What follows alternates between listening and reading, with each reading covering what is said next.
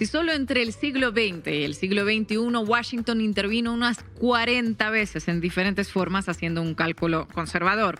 Y ahora además con el condimento Trump, al que le gusta ser impredecible, matón, pero que también suele hacer mucho ruido y bueno, y no tantas nueces, ¿no? Aunque es importante remarcar que Donald Trump no confirmó si efectivamente firmó dicha orden, ni negó ni ratificó. Y siguiendo con el artículo, allí se anuncia que funcionarios militares estadounidenses han comenzado a elaborar opciones sobre la forma en que el ejército podría perseguir a los grupos. Suena casi como amenaza de militares preparándose para actuar, pero vayamos paso a paso y calibremos bien los alarmismos, como decíamos al principio. Marco, cuéntanos a quiénes apuntaría esta directiva. Bueno, básicamente a la lista de organizaciones que Estados Unidos considera como terroristas en América Latina. Es una lista que de hecho se amplió sustancialmente desde que Trump asumió su segunda presidencia en enero pasado. Sí, solo 6 meses y parece un largo siglo. En esa lista, el país que más organizaciones terroristas tiene para Washington es México. El 25 de enero de este año, 5 días después de haber iniciado el gobierno, Trump designó a 6 cárteles mexicanos como organizaciones terroristas. Cártel de Sinaloa, Cártel Jalisco Nueva Generación, Cártel del Noreste, Cártel del Golfo, la Nueva Familia Michoacana. En este caso, la verdad que no fue tampoco tan sorpresivo en vista de que había como ciertos preanuncios, ¿no es así? Sí, de hecho estaba casi cantado en vista que durante la campaña presidencial Trump y el Partido Republicano habían vuelto a cargar contra los cárteles mexicanos. Y recordemos que según Mark Esper, exsecretario de Defensa de Trump entre el 2019 y el 2020, le había preguntado al menos 2 veces si el ejército podía disparar misiles a México para destruir los laboratorios de drogas, algo que había rematado él diciendo: simplemente podríamos disparar unos misiles Patriot y eliminar los laboratorios con discreción. Nadie va a saber que fuimos nosotros. No, claro, por supuesto. Seguro que nadie podría haber imaginado que fuera Estados Unidos, ¿no? El de los misiles Patriot. Yo de inmediato pues hubiera pensado en misiles de Costa Rica o de Belice, en fin. Totalmente. Ay, Mr. Trump, si no fuera trágico, sería un chiste. Y el asunto es que por ser México el país con más organizaciones reconocidas como terroristas por Washington, la reacción de la presidenta Claudia Sheinbaum fue clara y rápida, como escuchábamos al inicio del programa. Estados Unidos no va a venir a México con los militares, dijo en la mañanera: calma pueblo, porque las relaciones entre 2 gobiernos tienen varios canales diplomáticos y se trabajan todos los días en materia de economía, de seguridad o de frontera. Así que si algún trasnochado sueña con bombas gringas cayendo en México, pues como dicen en tu país, Marcos, se van a quedar con el rulero puesto. Bueno, y si te parece, Marco, sigamos con la lista de los cárteles que Estados Unidos reconoce como terroristas y contra los cuales podría entonces realizar operaciones militares por mar y tierra. Bien, otro país en la mira es Colombia, que tiene 3 organizaciones terroristas según el Departamento de Estado. Enumeremos: el Ejército de Liberación Nacional, conocido como ELN, la disidencia de las ex Fuerzas Armadas Revolucionarias de Colombia y la llamada Segunda Marquetalia. Estos 2 últimos grupos son grupos que eran parte de las históricas Fuerzas Armadas Revolucionarias de Colombia y que siguieron en armas luego de la firma de los acuerdos de paz en 2016. Así que la noticia dada por el New York Times generó una rápida reacción del presidente colombiano Gustavo Petro. No solo porque 3 grupos colombianos están en la lista de terroristas de Estados Unidos, sino porque, como él mismo denunció hace muy pocas semanas, existen aguas golpistas en Colombia que tienen terminales en Washington, en particular en el Departamento de Estado dirigido por Marco Rubio. Trump ya está diciendo que manda sus aviones a bombardear y nos toca pensar, capitán, qué vamos a hacer, porque entonces él va a venir a bombardear Colombia. No lo hacemos nosotros porque ya mataban los niños debajo de las bombas y ahora va a venir él. Un problema de discusión nacional. No me voy a pronunciar aún, pero la soberanía nacional existe. Y yo prefiero hablar y coordinar que imponer. Eso no se puede imponer.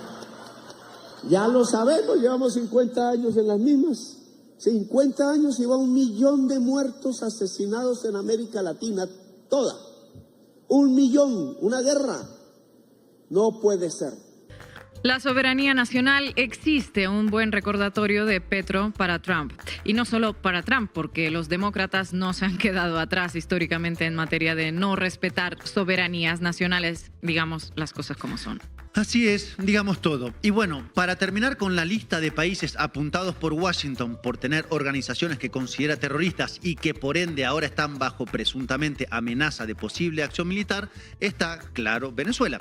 Allí, Estados Unidos designó al Tren de Aragua como organización terrorista en enero y a lo que ellos llaman el Cártel de los Soles, que estaría presidido por Maduro y otros integrantes del gobierno como un grupo terrorista global, esto en el mes de julio. Y en este caso, el de Venezuela, pasó otro tema relacionado, que no sé si lo estuvieron viendo en las redes sociales. Sí, lo vi, que la fiscal general Pam Bondi anunció el aumento de recompensa por información que ayude al arresto del presidente Nicolás Maduro. Y pasó de 25 millones a 50 millones de dólares, como puede ver en la pantalla de la cuenta X de la Administración para el Control de Drogas de Estados Unidos, o mejor conocido como la DEA. Recordemos que el aumento de recompensa ya había pasado de 15 a 25 millones en enero de este año y que la recompensa inicial había sido en el 2020, en el primer mandato de hecho de Donald Trump. La noticia de aumento de recompensa fue dada el 7 de agosto, un día antes de que el New York Times sacara la noticia de Trump, que donde autoriza a la fuerza militar contra cárteles de droga. Y entonces, claro, la asociación entre el artículo y la recompensa por Maduro fue automática en muchísimos. Sí, de hecho le preguntaron a la portavoz del Departamento de Estado, Amanda Robertson, si ahora sí se venía una operación militar en Venezuela contra Maduro, y esto contestaba. Esto implicaría, señora portavoz, que si ustedes, por ejemplo, reciben información sobre la ubicación exacta de Nicolás Maduro en Venezuela, Estados Unidos realizaría una operación militar de captura de Nicolás Maduro en territorio venezolano. Estamos constantemente evaluando todas nuestras opciones en la mesa. Por el momento estamos enfocando en este nuevo anuncio del aumento de la recompensa de hasta 50 millones de dólares, pero sabemos que existen muchas otras opciones y otras posibilidades, y esto es algo que estamos constantemente monitoreando y evaluando. O sea, sí, pero no, pero hay que ver, pero puede ser, y todas las opciones están sobre la mesa. De paso, Robertson tampoco confirmó si efectivamente Trump firmó la orden que autoriza al Pentágono a atacar cárteles de la droga en América Latina. ¿Y se acuerdan que hace unos días, hablando de la relación entre Washington y Caracas, les hablaba de la doctrina militar de Shock and Awe? Bueno, esa doctrina que consiste en crear un estado de pánico en las fuerzas enemigas que las desista a resistir. Bueno, seguimos en lo mismo. Esto es otro mensaje de Estados Unidos para crear miedo, deserción y traición en policías y militares venezolanos. Y claro, del otro lado enviaron mensaje de respuesta, desde el alto mando militar a la policía o la Guardia de Honor Presidencial de Nicolás Maduro. Desde la casa, donde a Bolívar y Chávez rendimos memoria en la fe de su Guardia de Honor, junto a la Dirección General de Contrainteligencia Militar, rechazamos de manera contundente las declaraciones de la fiscal general del gobierno estadounidense del pasado 7 de agosto del año en curso, las cuales se constituyen en una violación flagrante al derecho internacional, a los principios de autodeterminación de los pueblos, yendo en contra de la dignidad del pueblo venezolano. Estas declaraciones pasarán a la historia como un monumento permanente a la mentira y falsedad que emplea el gobierno supremacista de los Estados Unidos, quienes pretenden desestabilizar la paz del pueblo de Venezuela.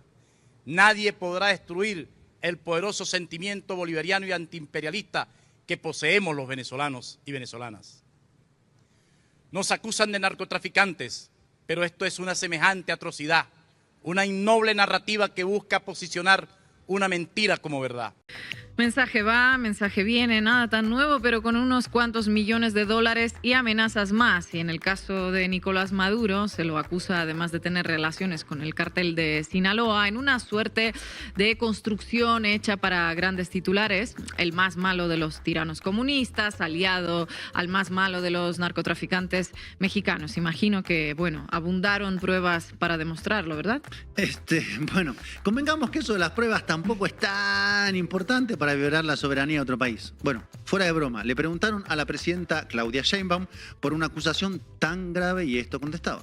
Y en otro tema, Presidenta, bueno, ayer en Estados Unidos el Departamento de Justicia dio a conocer que incrementaba esta pues recompensa para dar con Nicolás Maduro, el presidente.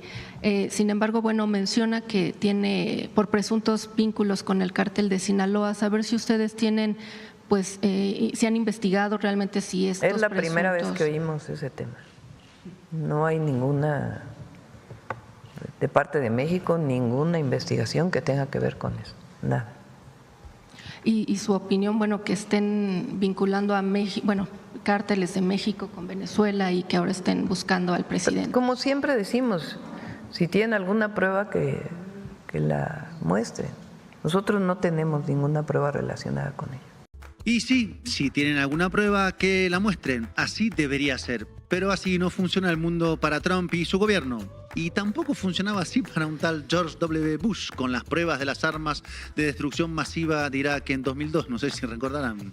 Sí, y bueno, entonces pruebas no hay. Y me pregunto, como abogada que soy, ¿hay legalidad para que ahora las Fuerzas Armadas de Estados Unidos puedan atacar a cualquier organización que declaren como terrorista en alguno de nuestros países?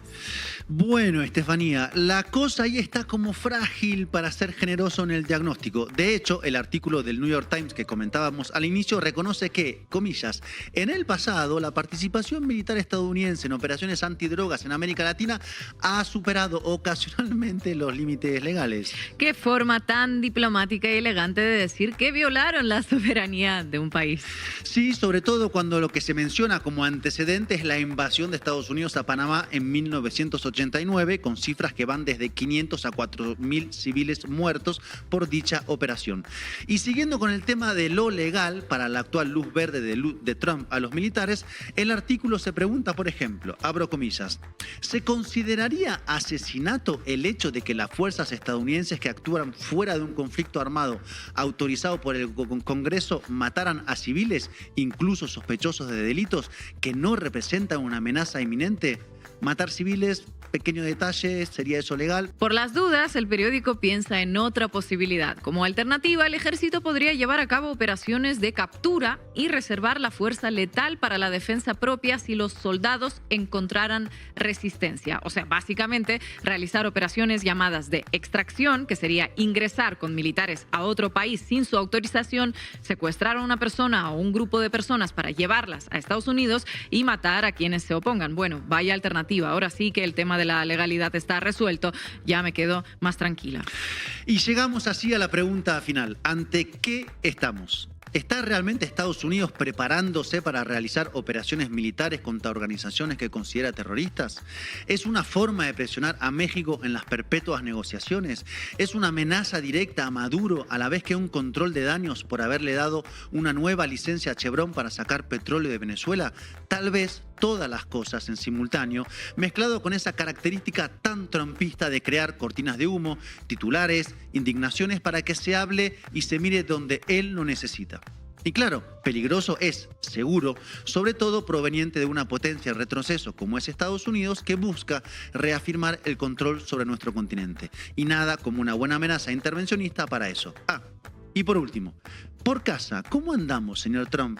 Hablemos de los grupos de droga en Estados Unidos, de los bancos que lavan los millones de dólares del narco, de las armas de guerra de su industria armamentística que usan los cárteles en México. Y hablemos de una sociedad, la suya, que se encuentra en la droga como la única puerta de escape a tanto dolor y tanta desigualdad.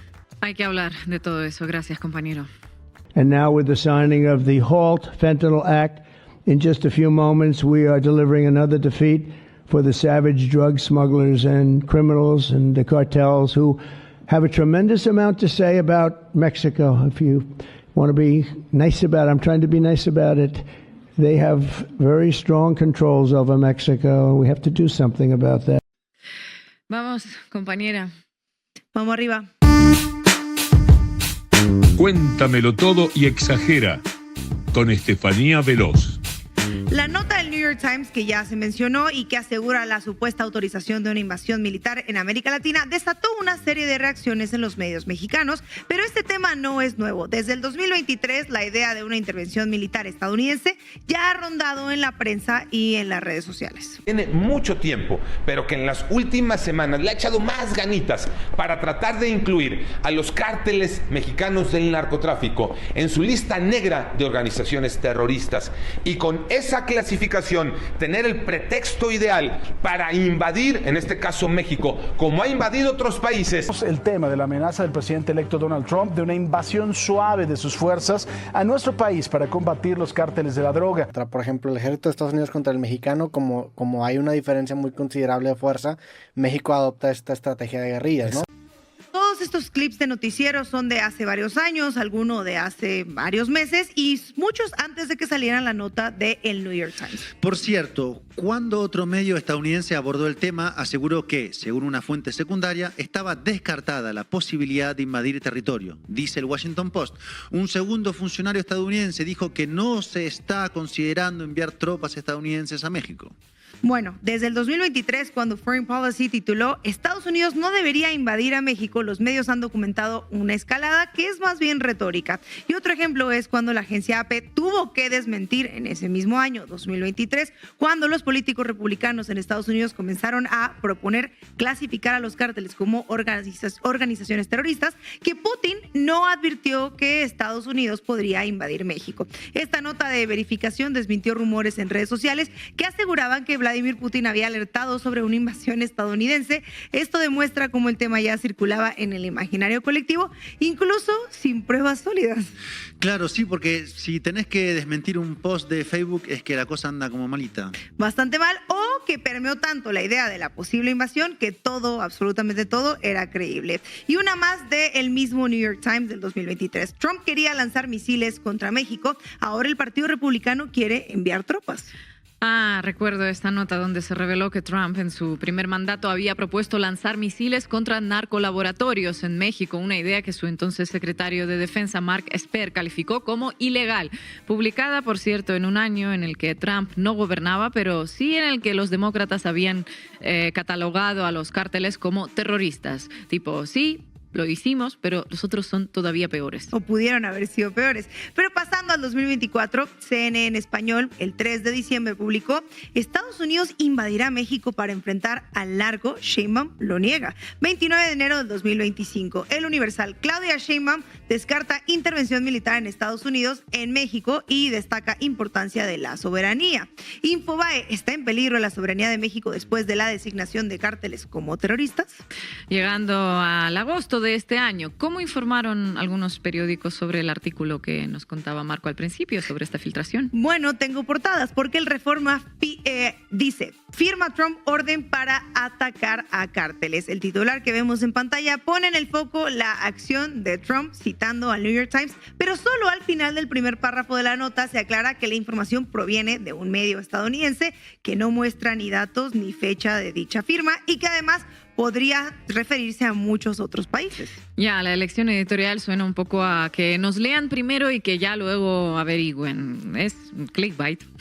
Clickbait totalmente. La crónica. Trump ordena al Pentágono atacar a cárteles en territorio extranjero, y este titular ya va más allá usando territorio extranjero para implicar, porque aunque no dice México, que se puede tratar de México y que podría ser el blanco, y después más abajo también lo dice, que pues si se mete a la nota para saber que el titular se refiere a un artículo de otro medio de comunicación. Pasearte por los puestos de revistas o por kioscos ese día debió ser bastante alarmante, ¿no? Más si cruzas el Reforma con el periódico El Gráfico y ya no sé, te imaginas que vivimos en peligro inminente. ¿Había otra posibilidad de titular que no fuera esa? Sí, claro, estos titulares se publicaron el mismo día que la presidenta aclaró esto, y de verdad que sí hay otras formas de cobertura. Por ejemplo, el Universal. No habrá invasión militar de Estados Unidos, asegura Sheinbaum, y este titular cita directamente a la presidenta Sheinbaum, quien en una conferencia, como decía Marco, pues ya nos contó que descartó cualquier intervención militar y aseguró que más bien sería en Estados Unidos. Así, sin más, citando a la presidenta. Y pues ya, si no quiere citar a la presidenta, no pasa nada. La jornada, de hecho, cita a Cancillería y dice: inaceptable cualquier acción militar de Estados Unidos en México. Secretaría de Relaciones Exteriores, este medio cita al canciller, que enfatiza una postura firme de defensa sobre la soberanía, y el tono es claro: México no va a permitir intromisiones. Así. Pero ¿no habrá algo más directo todavía para ir al grano? Todavía más al grano, pues sí hay, por ejemplo, el Excelsior, y dice: descarta invasión por acción contra narcos. Y eso que el Excelsior no es precisamente 4T, así, militante de la 4T, pero informar sobre una cita de la presidenta sobre un tema del cual se especula no le hizo nunca mal a nadie, por favor. Prueba de que los medios no solo reportan hechos, sino que eligen cómo presentarlos para influir en la percepción pública. Novedad, ¿eh? Y hablando de hechos, porque dijiste la palabra hechos, les traigo un reportaje del noticiero de Javier Alatorre, que se llama Hechos, en TV Azteca, y que presenta a Estados Unidos como la víctima de todo esto, la víctima de los cárteles mexicanos. Aquí, eso sí, no van a escuchar información que haya sido confirmada, como la declaración de Trump o algo así. Oyó, atención, el presidente de los Estados Unidos, Donald Trump, dijo que los cárteles de las drogas, los cárteles del narco en México, juegan muy duro y que para proteger a su país decidió utilizar al ejército. Así es que Donald Trump dispuso que el ejército de los Estados Unidos pueda atacar a traficantes, a los narcotraficantes mexicanos, pero también en Centroamérica y en Venezuela. I really fucking love drugs, so I get to be on them. All I want to do is drugs and die, so it's pretty perfect. La desoladora vida de millones de estadounidenses como Moser, entrevistado en Soft White Underbelly, el llamado apocalipsis zombie en ciudades como San Francisco, Filadelfia o Los Ángeles, las familias destruidas por adicciones, sobredosis y muertes en todo Estados Unidos. Los acusados de esta devastación son los cárteles mexicanos, enriquecidos a costa de la tragedia americana. TV Azteca cada día un poquito más cerca de Fox News. O sea, ellos consumen las drogas que mantienen vivo el negocio, envían las armas y luego de todo esto, bueno, son la víctima, ¿no? Culpar solo a México es contar la mitad de la historia y esa mitad no resuelve nada. Vamos a seguir olvidando quién pone el dinero y las balas. Veo que después de la cena con el embajador Alatorre, embajador de Estados Unidos, salió con una visión renovada. Y a ver, no es que Estados Unidos no realice intervenciones. Sabemos que mínimo lleva varias para cambiar gobiernos en América Latina. Pero estas no son anunciadas y de hecho no necesita tampoco tanto anuncio para acontecer. O quizá para decirle a la gente lo que pasa con el noticiero de Javier Alatorre, que si hay invasión, pues México se lo buscó porque es el actor de todo. Y el tema es que en esta coyuntura sugiere que las amenazas se mantienen en el plano discursivo, pero sin materializarse en acciones concretas, o no como lo plantean los medios, o sea, una invasión. Y esta amenaza permanente, pero nunca ejecutada, cumple una función, y es la del disciplinamiento, y es muy efectiva, mucho más quizá que las intervenciones reales del pasado. Los medios participan activamente en este mecanismo al reciclar constantemente estas amenazas sin cuestionarse por qué hasta ahora no ha pasado. Cada nueva declaración de Trump, cada filtración del New York Times, cada especulación sobre operaciones militares recibe una cobertura como si fuera la primera vez que escuchamos esto. Una amenaza lo suficientemente creíble para ser tomada en serio, pero lo suficientemente vaga para nunca tener que materializarse o que algún medio pues se responsabilice, ¿verdad? Pero ya casi también se vuelve obvio para otros países en este momento, como para Colombia. Y con esta misma declaración de intervención militar en América Latina, con la orden de captura de Maduro, el presidente colombiano Gustavo Petro, pues ha sido blanco de críticas por su apoyo al pueblo venezolano. Y la derecha se adelantó a decir, es que claro, porque si cae Maduro, pues cae Petro. Punto de caer. Y si Maduro cae, seguramente también caerá Petro y el sueño que muchos tienen de ver a Petro tras las rejas se podría hacer realidad. El sueño de algunos. Escuchamos a JP Hernández, que si algún colombiano nos está escuchando ahora sabe bien quién es, incluso mejor que yo. Es un youtuber y músico cristiano, bastante conocido más bien por ser youtuber, que anhela un gobierno estadounidense en la región desde hace ya muchos meses. Claro, y si para él Maduro y Petro son lo mismo, ya podemos ver que lo del análisis pues no es lo suyo. ¿Dónde he escuchado yo eso antes? Lo de Maduro, Petro son lo mismo y tal. Bueno, pues en esta misma sección, porque pasó exactamente lo mismo con Irán. Decían que si Irán caía, Maduro también. Este tema. Efectivamente, el título es Irán se cae de Maduro. Mire.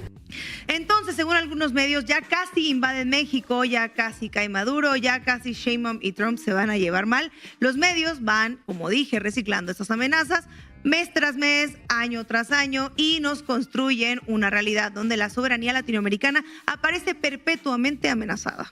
Claro, al menos que seas el Ecuador de Noboa o El Salvador, porque de esos no hablemos. De hecho, El Salvador tiene una organización declarada como terrorista, la Mara Salvatrucha, pero Nayib Bukele no se siente en lo más mínimo amenazado por esta presunta nueva orden de Trump. A él no le preguntaron los medios de comunicación.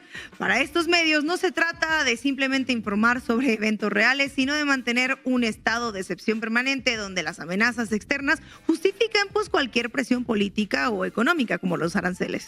Una ambigüedad que resulta más útil para mantener la presión condicionada a las eternas predicciones sobre caídas o invasiones. Gracias, compañera. We cannot continue to just treat these guys as local street gangs. They have weaponry that looks like what terrorists, in some cases armies have. They control territory in many cases. Those cartels extend from the Maduro regime in Venezuela, which is not a legitimate government. We don't recognize the Maduro regime as legitimate. It is a criminal enterprise, all the way to the various different cartels that operate in Mexico. And in between, you find them in Ecuador, you find them in Guatemala, you find TDA, what people would call street gangs, but actually are operating as criminal enterprises, but very well organized ones. So what it changes is it gives us legal authorities to target them in ways you can't do if they're just a bunch of criminals. It's no longer a law enforcement issue. It becomes a national security. A buena entendedora. Bueno, y si se llegan a materializar esas amenazas de una eventual operación militar en suelo latinoamericano de Estados Unidos, ¿habrá alguna entidad multilateral que lo pueda frenar? Spoiler, muy debilitadas quedan. La voluntad de la administración de Donald Trump para conducir a todos, ya sean aliados o adversarios, a los empujones es nítida. La consecuencia lógica de esa diplomacia propia de un matón de esquina es que cada vez se gasta menos en zanahorias mientras crece el presupuesto destinado a repartir palos. En lo que va de este 2025, 119 países ya pagaron su aporte correspondiente para el financiamiento de la ONU. Entre los que no pagaron aún se encuentra Estados Unidos. ¿Para qué invertir en un organismo multilateral si el proyecto no es el consenso, sino la imposición? Los números ilustran bien cuáles son las prioridades. La cuota regular que Estados Unidos debe aportar para financiar a la ONU es inferior al, ojo, 0,0004% del presupuesto previsto para el Pentágono. Bueno, por cada dólar que Estados Unidos aporta al financiamiento regular de la ONU, esto en su mantenimiento, porque no estamos contando los distintos programas de ayuda, el Pentágono gasta $2.500 para sostener y ampliar su parafernalia de guerra. $1 para la paz y $2.500 para la guerra, como para hacernos una idea de las prioridades. Este 2025 está resultando particularmente crítico para Naciones Unidas. El presupuesto previsto para el conjunto de los programas de ayuda era de $44.000 millones. Sin embargo, en junio anunció una reducción a $29.000 millones, ya que los aportes voluntarios que realizan los países cayeron en picada, principalmente los de Estados Unidos desde la asunción de Trump. Para ponerlo en perspectiva, $29.000 millones es el presupuesto del estado de Costa Rica, un país pequeño con algo más de 5 millones de habitantes. La ONU tenía previsto asistir a 180 millones de personas que se encuentran en situaciones de crisis humanitarias. Ahora redujo su proyección para asistir a solo 114 millones. Los países desarrollados y las instituciones multilaterales multiplican documentos que son un catálogo de buenas intenciones con frases como ayuda ayuda para el desarrollo. La ayuda para el desarrollo es esa pequeña donación voluntaria que hace una fundación suiza, el Estado francés o la Unión Europea a una ONG en Tanzania que se dedica a trabajar sobre vaya a saber qué grupo de población considerado vulnerable. Según este uso de las palabras, la ayuda al desarrollo es un aporte desinteresado y altruista que fluye desde Suiza a Tanzania, desde Estados Unidos a Nepal o desde Francia a Botsuana. Es una imagen que tiene muy poco que ver con el mundo real. El grueso del aporte al desarrollo se mueve en dirección opuesta, de hecho, va desde Tanzania, Nepal o Botsuana y se dirige hacia Estados Unidos, Suiza o Francia. Y no se trata de una donación voluntaria, sino compulsiva. Se preguntarán de qué estamos hablando. Los pagos en concepto de intereses por deuda pública que realizan los países periféricos a favor de instituciones financieras de los países centrales. ¿De cuánto estamos hablando más o menos? Bueno, según un organismo de las propias Naciones Unidas, la UNCTAD, alertó que el año pasado fueron 921 mil millones de dólares. Me cuesta hasta pronunciarlo. Del centro de la periferia fluyen a través de la ONU 29 mil millones en ayuda al desarrollo y de la periferia al centro fluyen 921 mil millones de ayuda compulsiva por pago de intereses. 30 veces más y pues aquí me pregunto, ¿quién ayuda a quién? ¿Quién ayuda a quién? ¿Cuál es el país que entrega más ayuda? Bueno, si nos guiamos por los criterios de la diplomacia convencional, la respuesta es Dinamarca, Suecia, Noruega y Luxemburgo. Pero, ¿cuánto destinan a ese concepto? El 0,7% de su PBI. ¿Qué pasa si invertimos la mirada y utilizamos el criterio de la deuda? El país que más ayuda al prójimo es Sri Lanka, que destina el 47% de su presupuesto estatal al pago de intereses de deuda. Y lo sigue Ghana con el 45%. ¿Quiénes están en el grupo vulnerable que resulta ayudado? No son muy vulnerables, que digamos. El primero en la fila es Larry Fink, el CEO de BlackRock, seguido por los ejecutivos de PIMCO y Fidelity, 3 fondos de inversión de Estados Unidos que son los principales tenedores de bonos de la deuda de estos países. De esta manera, el campesino que cuida una plantación de té en Sri Lanka o el minero que extrae bauxita en Ghana subvencionan y ayudan al desarrollo de los lobos en Wall Street. No se trata de una situación excepcional. Según el organismo de Naciones Unidas, UNCTAD, 3.400 millones de personas viven en países que gastan más en pagos de intereses de deuda externa que en salud o en educación. En paralelo a la pérdida de relevancia de la ONU, crece la importancia de otro tipo de instituciones internacionales que tienen objetivos más a tono con la dirección a la que se dirige el mundo en general. La OTAN para hacer la guerra, el Fondo Monetario Internacional para exprimir a los países como si fueran limones, el Banco Mundial para construir la infraestructura que permita exprimir limones y también un organismo menos conocido, pero merece la pena escuchar sobre ese organismo, el CIADI, Centro Internacional de Arreglo de Diferencias Relativas a Inversiones.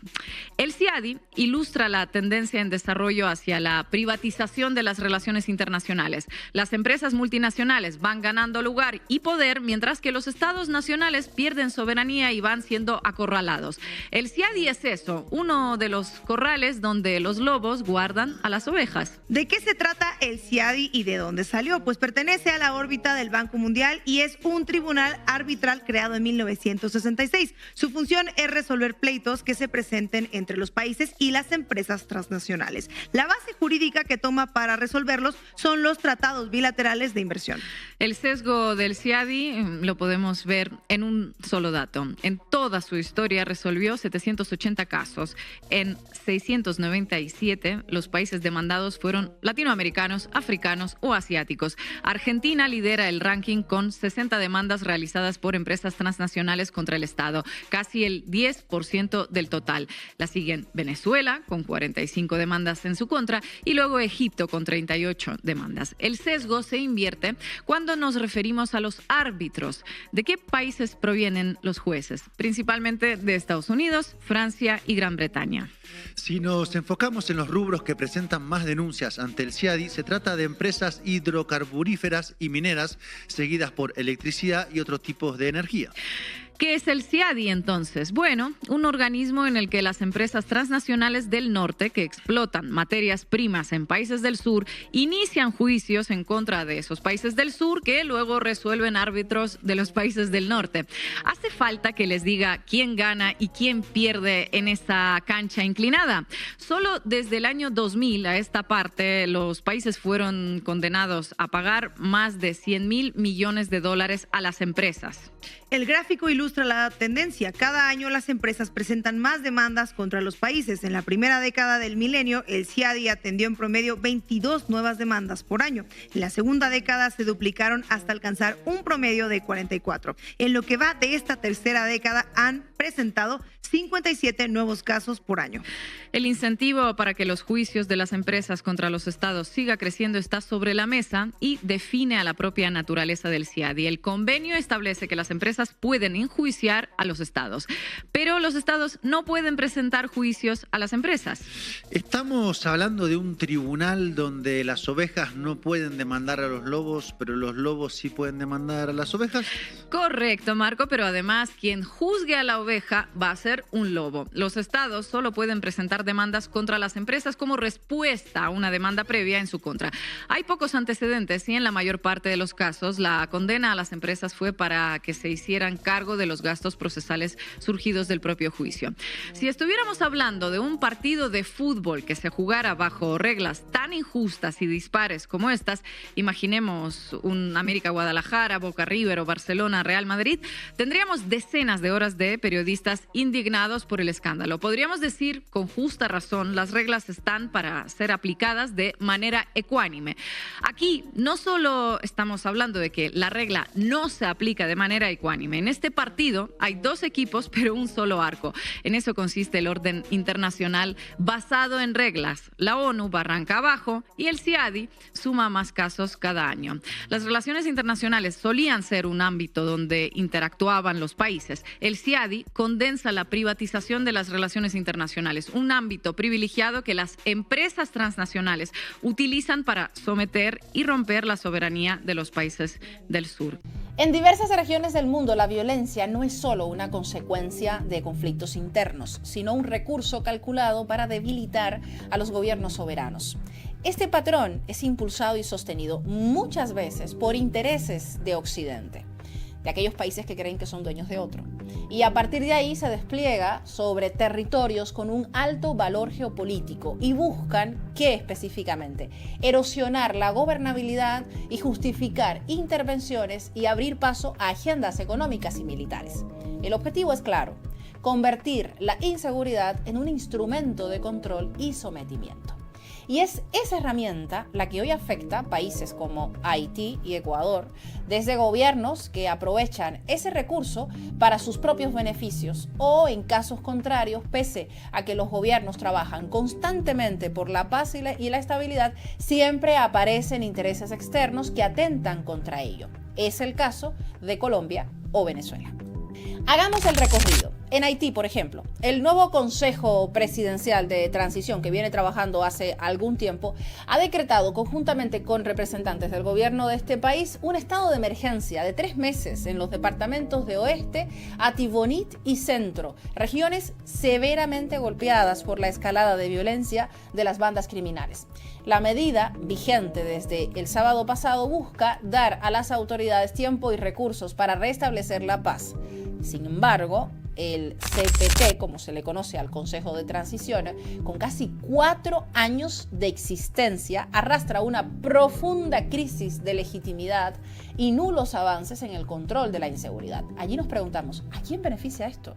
Actualmente, hasta el 90% de Puerto Príncipe está bajo control de las bandas, que han extendido su influencia a otras zonas del país. Según la ONU, por ejemplo, entre octubre de 2024 y junio de 2025, más de 1.000 personas fueron asesinadas, 200 han resultado heridas y 620 secuestradas.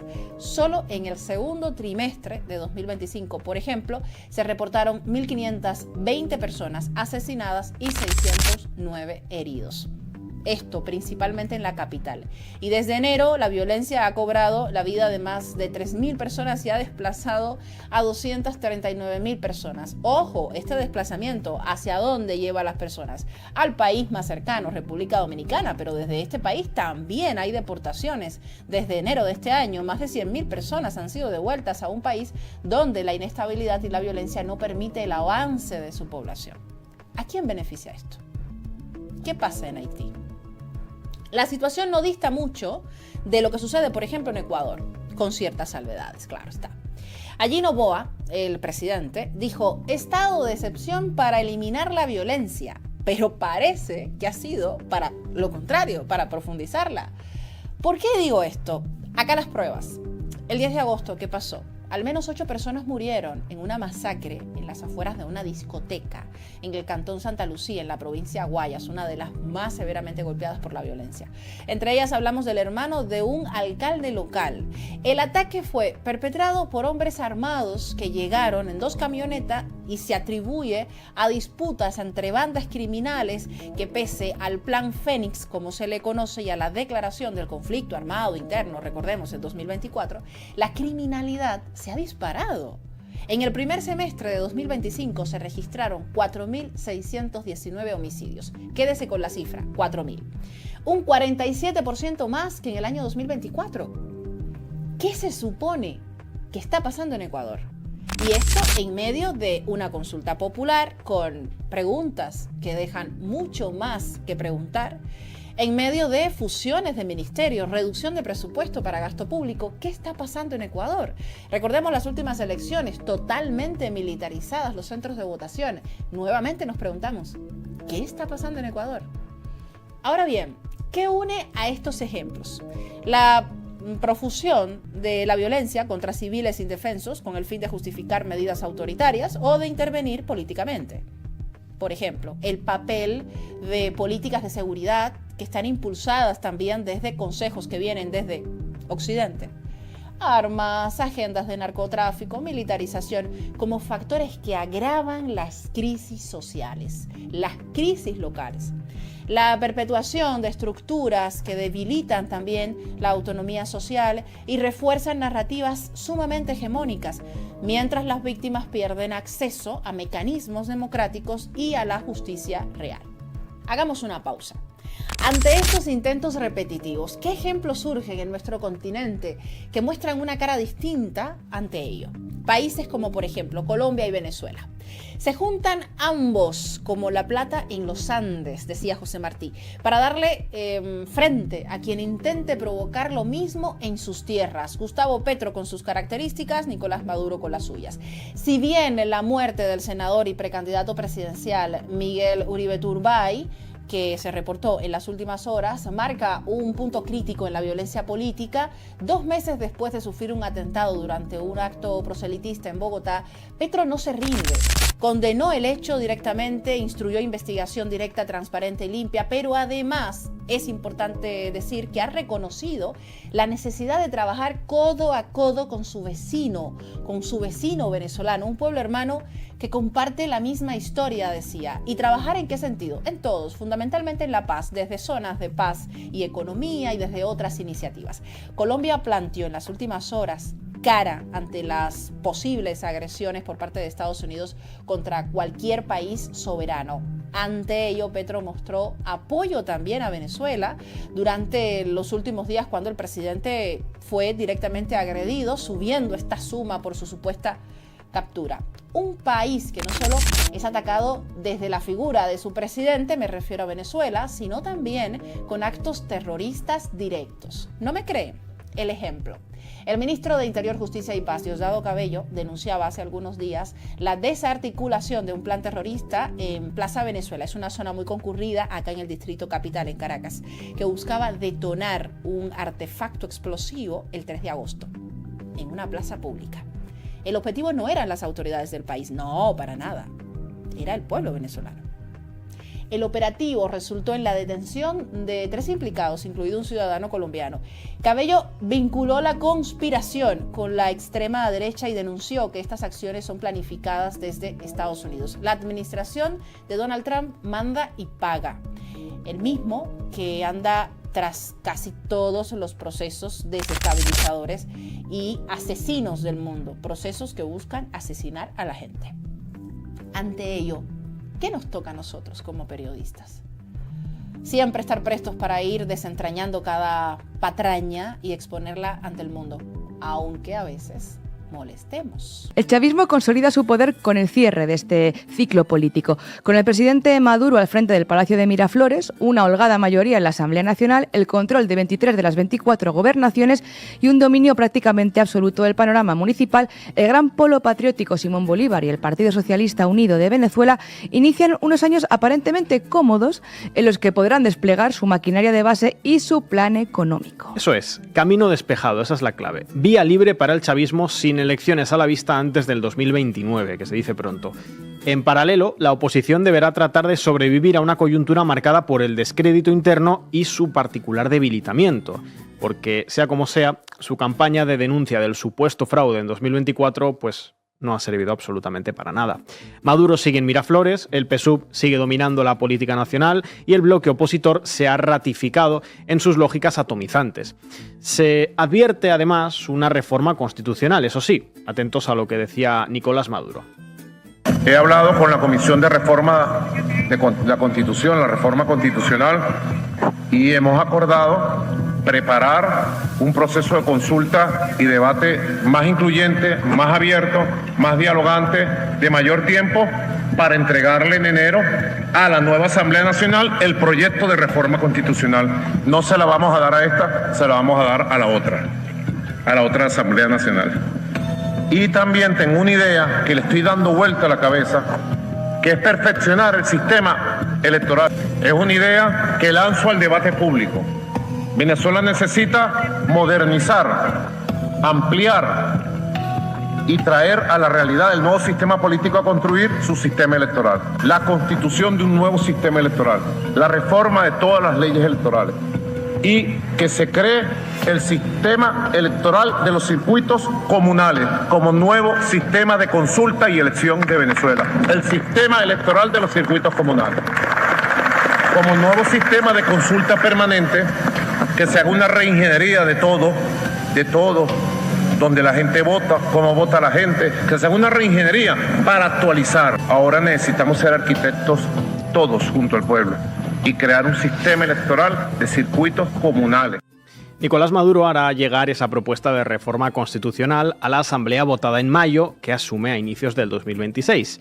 Imaginamos que es la reforma que concretará aquello que decía el presidente de Venezuela tras las elecciones de julio del 2024. Lo recordarán, la nueva revolución con otras características. Qué intriga, ¿qué serán esas nuevas características? Bueno, saltemos de dimensión. Comprendida la dimensión interna, vayamos a la externa. El chavismo ha podido reforzar su posición de poder en Venezuela no solo por los errores de la oposición o por el efectivo ciclo electoral del último año, sino porque existe una coyuntura más favorable para los países del sur global. El auge de China, la reafirmación global de potencias como Rusia, la creación de los BRICS, todo ello favorece que los países no alineados con Estados Unidos tengan por fin alternativas, de forma que las agresiones, injerencias y presiones de Washington no surtan efecto de una forma tan cruda, ¿no? Y esto molesta bastante en la Casa Blanca. Escuchemos un momentito lo que dijo hace ya unos meses nuestro compañero Manu Levin.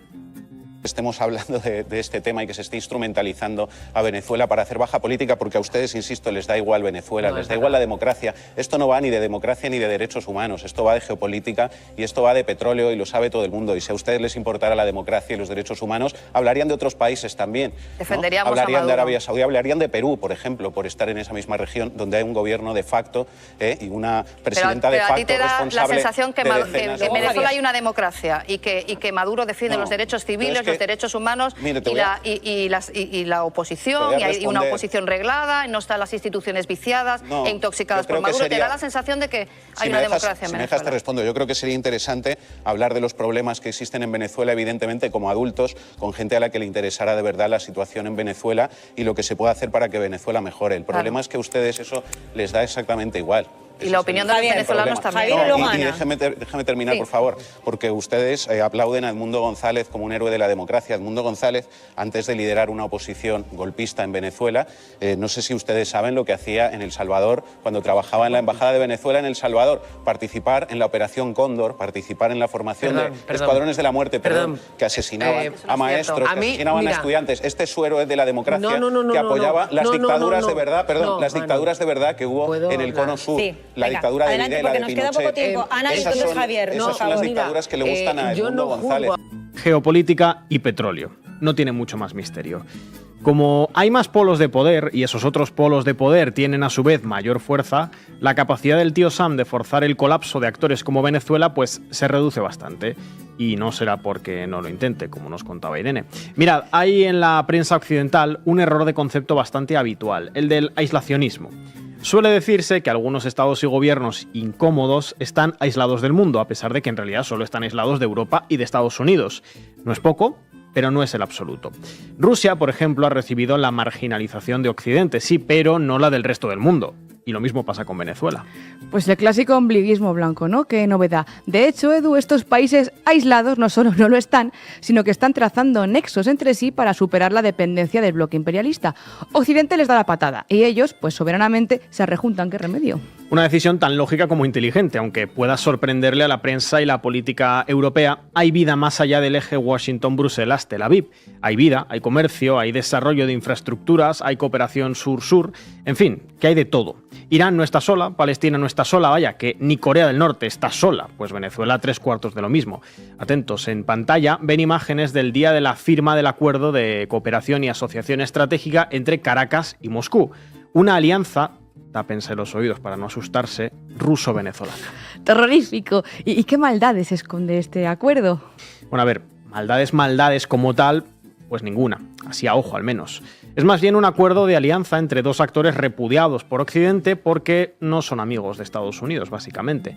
Se acordarán de aquella visita de Nicolás Maduro a Rusia en mayo para celebrar el 80 aniversario de la Gran Guerra Patria.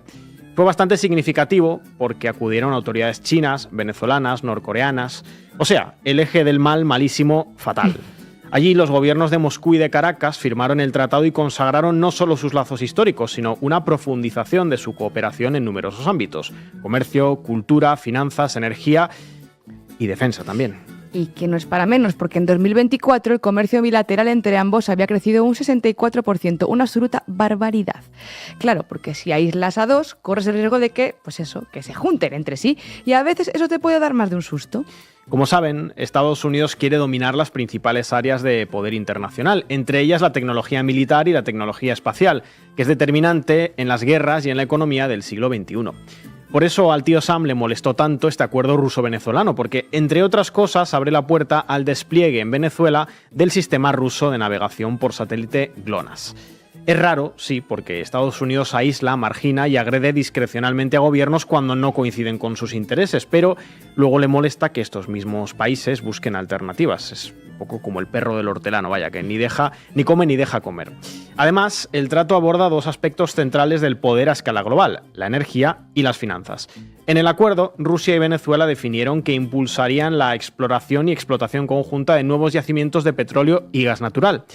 Y esto es determinante para el gobierno de Maduro, considerando el peso del petróleo en su economía y la particular coyuntura de sanciones impulsadas por el jefe del norte.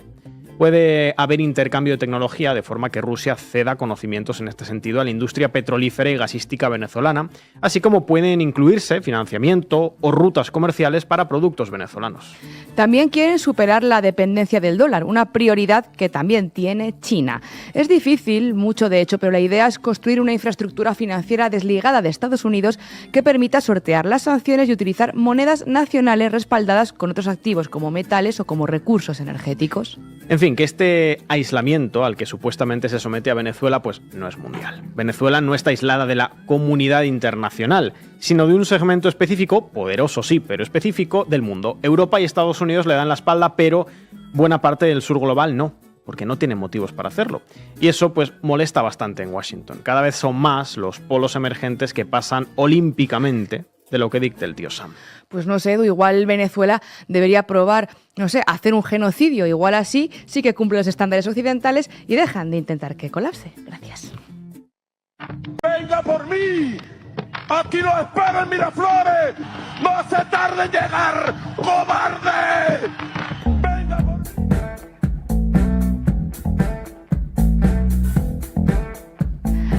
Ya ven, espera en Miraflores. Venezuela, ya les hemos contado, vuelve a estar en la mira de los Estados Unidos. Trump ha elevado el tono con esa recompensa de 50 millones por la cabeza de Nicolás Maduro y con esa ofensiva contra el país y contra la región que ha disfrazado de guerra contra el narco. Pero al margen de estas noticias o de las amenazas de Trump, al margen de los relatos puntuales sobre Venezuela, queremos contarles hoy otra derivada de este país que es mucho más interesante y que se escucha mucho menos en los medios, sobre todo los occidentales, la que tiene que ver con su recuperación económica y con ello las transformaciones que están operando en el país en términos de indicadores sociales y de bienestar. Porque guste o no guste a muchos, la situación del país hoy, en 2025, no es ni la de 2020 ni la de 2016. Venezuela ha protagonizado una remontada objetiva, clara, y los números lo reflejan, especialmente en uno fundamental, en el hambre, en las cosas del comer. Vamos con eso. Les vamos a dar datos de fuentes oficiales y empezamos por la FAO, que es la Organización de las Naciones Unidas para la Alimentación y la Agricultura, es decir, la agencia especializada de la ONU que trabaja en materia de seguridad alimentaria. Pues bien, en su último informe, el del 2025, sobre el estado de la seguridad alimentaria y la nutrición en el mundo, en este informe refleja el retroceso del índice de prevalencia de subalimentación o hambre en Venezuela del 17,6% al 5,9% en el último trienio, o lo que es lo mismo. Se ha pasado de 5 millones a 1,7 millones de personas en esta situación. O sea, 3,3 millones de personas menos en esa estadística. ¿Qué significan estos datos? Bueno, pues una reducción espectacular de los datos en relación al hambre, que tienen además que contextualizarse en un contexto muy difícil, el de guerra económica contra el país, y además tienen que analizarse en una comparativa con la región. Y estén atentos, porque cualquier información que cuando les hable de Venezuela obvie estos dos elementos no sirve para comprender la importancia de estos datos. Pero antes de andar en eso, otros datos que confirman esto mismo desde fuentes independientes como la Encuesta Nacional de Condiciones de Vida del 2024, ENCOVI, realizada por el Instituto de Investigaciones Económicas y Sociales de la Universidad Católica Andrés Bello, una institución académica privada que no depende del gobierno de Venezuela y a la que recurren a menudo la ONU o el Banco Mundial y que no está de parte del gobierno bolivariano, precisamente. Bueno, pues esta ENCOVI, hasta el primer semestre del año 2024, dice que la pobreza extrema se había reducido en 14% como resultado de la estabilidad cambiaria, la reducción de la inflación y el crecimiento económico. Esto es un literal. La proporción de hogares con ingresos insuficientes para cubrir la alimentación bajó del 50,5% en 2023 al 36,5% en 2024 según el ENCOVI. Este año todavía más. Y ahora voy con datos oficiales del gobierno de Venezuela. La disponibilidad de alimentos ha aumentado en más de un 500%, 1.378 gramos por persona y día, a punto de alcanzar la media global, recuperando el abastecimiento en un 99% a nivel nacional. Pero es que les vuelvo de nuevo al ENCOVI, que reconoce también que la percepción de inseguridad alimentaria disminuyó el miedo al hambre.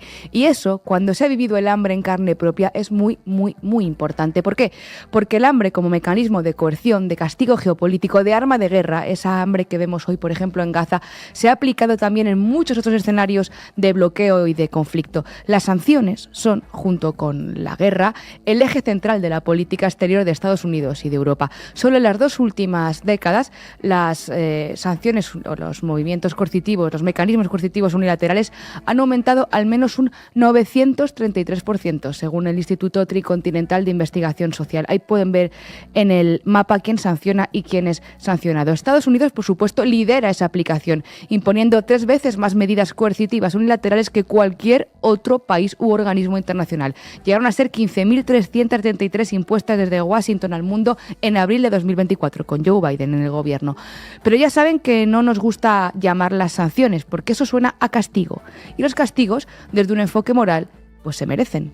Preferimos hablar estrictamente de medidas coercitivas unilaterales, porque es un concepto que resalta las dinámicas de poder desiguales y el hecho de que éstas sean una imposición por parte de países o bloques dominantes, normalmente el norte global, sobre naciones soberanas, normalmente en el sur global, sin el aval de organismos multilaterales como la ONU.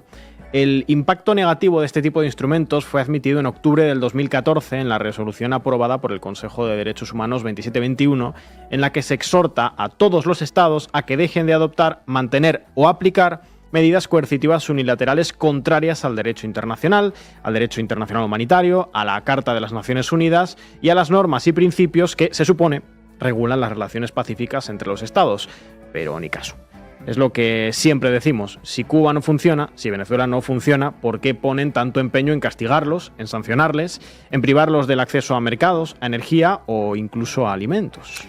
Alimentos, Edu, ahí volvemos. Al impacto en la población más vulnerable que tienen estas sanciones, estas medidas coercitivas unilaterales, que no castigan a los grandes ni a las élites, no se confundan, se ceban con las de abajo. La periodista Naya Arizmendi lo explica muy bien en su libro La infancia bajo asedio. Los niños y niñas de Venezuela pasaron de ser sujetos de derechos a sujetos sancionados. El impacto negativo de las medidas coercitivas unilaterales en el ámbito de los derechos humanos fue de hecho corroborado, por ejemplo, por la relatora especial de Naciones Unidas para medir el impacto negativo de esas medidas coercitivas en Venezuela. Se llamaba Alena Duhan y en 2021 testificó en su visita al país, a Venezuela, lo brutal de esta política de agresión imperialista. Las medidas han exacerbado la situación económica y humanitaria preexistente al impedir la obtención de ingresos y el uso de recursos para desarrollar y mantener la infraestructura y los programas de apoyo social, lo que tiene un efecto devastador en toda la población de Venezuela. Esta autora, Naya Arizmendi, cita a otro relator de Naciones Unidas, a Idris Haziray, que dijo en 2018 que las medidas coercitivas unilaterales constituyen un tipo de guerra que, digo literal, mata personas igual que las guerras convencionales. La única diferencia es que en la guerra económica la gente muere en silencio por falta de medicación y en la guerra tradicional muere con el ruido y la herida de una bala, pero aún así muere. En 2016, en el pico de la crisis económica, se crearon los CLAP, Comités Locales de Abastecimiento y Producción, cuando la inflación alcanzó niveles históricos, 1.698.488% en 2018, según el FMI, y la escasez de alimentos era generalizada. Son un programa implementado por el gobierno de Venezuela desde el 2016 para distribuir alimentos y productos básicos a precios subsidiados para la población. Según datos oficiales del gobierno venezolano del 2023, los CLAP atienden a 7 millones de familias, aproximadamente 28 millones de personas, cubriendo a cerca del 90% de la población. Por cierto, las mujeres venezolanas lideran el 80% de la organización de los CLAP. El vídeo que ven en pantallas es como la oposición venezolana ridiculiza en las redes a los CLAP y a las personas que los usan y que trabajan en ellos a través de estereotipos, como los que están viendo en las imágenes, racistas, clasistas, aporofóbicos, machistas. Ven, a veces basta con ver quién tienes enfrente para saber qué es lo que no quieres tener a tu lado. Cabe recordar que esta crisis del hambre en Venezuela, sobre la que tanto se ha escrito en Europa, comenzó, como les decimos, con esas medidas coercitivas, no nace de la nada. De hecho, Venezuela no había sido país receptor de ayuda humanitaria, sino que era, de hecho, un país contribuyente, especialmente para garantizar la seguridad alimentaria a través del Programa Mundial de Alimentos, y desde el establecimiento del chavismo destinó ayudas desde el año 2002 hasta el año 2014 a países como Mali, Burkina Faso, Zimbabue, Haití, Guyana, Nicaragua y otros. Incluso, tuvo un papel destacado en la atención del ébola. El propio concepto de ayuda humanitaria que se utilizó durante los peores años de la guerra económica para Venezuela vino parejo al establecimiento de esas sanciones, que fueron impulsadas, por ejemplo, por la Organización de Estados Americanos de Luis Almagro o por las doctrinas humanitarias de Estados Unidos, USAID y demás, ya saben. El relato se gestó, de hecho, en el seno de Comando Sur en 2015 y también en la Asamblea Nacional Opositora al Gobierno Nacional en 2016. Y finalmente, en 2017, Estados Unidos ya hablaba abiertamente de que era necesario hacer una intervención humanitaria en Venezuela para restaurar la democracia con el fin de proteger los derechos humanos a través de ¿qué? De agencias, de ONGs, de organizaciones privadas, extranjeras y locales. En resumen, que esa ayuda humanitaria destinada a Venezuela la financiaban los mismos países que le imponían las sanciones, que la mataban de hambre y que retenían sus recursos. Nos queda la pregunta clave, aunque ya hemos ido dando bastantes pistas. ¿Cómo y por qué hoy Venezuela se ha recuperado? El Programa de las Naciones Unidas para el Desarrollo estimó un crecimiento del PIB del 6,5% en 2024, impulsado por un 17,2% de crecimiento en el sector petrolero y un 4,7% en actividades no petroleras. Para el 2025, la CEPAL proyecta un crecimiento más moderado del 3,1%, mientras que el Observatorio Venezolano de Finanzas estima algo cercano a un 2%. Y según el Banco Central de Venezuela, la economía venezolana habría mantenido una tendencia de incremento acumulado en la región, un 7,71% en los primeros 6 meses de este año. Repunta, como decimos, la actividad petrolera, que hace como tracción, es el 15% del Producto Interior Bruto Nacional, también la minera, pero, ojo, también sube el sector servicios, la alimentación, el comercio, o sea, aumenta en general lo que tiene que ver con el consumo interno, las telecomunicaciones o las manufacturas. Las transacciones comerciales crecieron también en torno a un 30%, según esta misma fuente, y el turismo aumentó un 77% respecto del año anterior. Parece que se rompen esos años del aislacionismo, ¿no? La recaudación tributaria, que también es un indicador interesante, mostró un avance del 12,8% más o menos. Es decir, que cuando te castigan muchísimo, pues acabas haciéndote amigo de los otros castigados, burlando al castigador y buscándote las castañas por otros lugares. Y ahora es de la mano de otros socios internacionales de donde crece la industria del país. Algunas empresas fabricantes chinas y otras estiman ensamblar entre 13 y 14.000 vehículos de diferentes tipos en Venezuela en este mismo año. El sector agroalimentario, se está posicionando también en el mercado asiático. Otro componente de los datos positivos es el incremento de ciertas exportaciones no petroleras, como el hierro, el acero, el aluminio, los licores, el cemento, la madera y algunos derivados también del petróleo, que van, por ejemplo, a Colombia. O sea, la sustitución de importaciones y la diversificación de las exportaciones. Y pese a que los datos son volátiles y el entorno económico cambia con rapidez, el hecho es bastante claro. Esta no es la Venezuela de hace 2, ni 3, ni 10 años. Se calcula, de hecho, que más de 1 millón de personas han retornado ya de 25 países diferentes de vuelta a Venezuela, según Cancillería, en ese plan de vuelta a la patria. El primer semestre de 2025 se reportaron, de hecho, 47 vuelos que repatriaron a 8.700 venezolanos, principalmente desde Estados Unidos, con un promedio de 8 vuelos mensuales. Y todo esto con sanciones, con todavía más de 900 sanciones activas, ojo.